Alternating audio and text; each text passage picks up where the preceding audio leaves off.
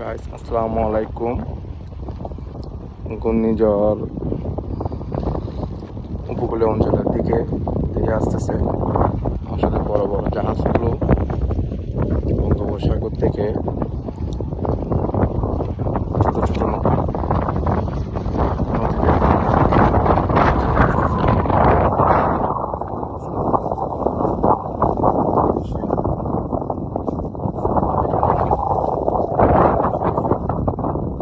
Share করবেন।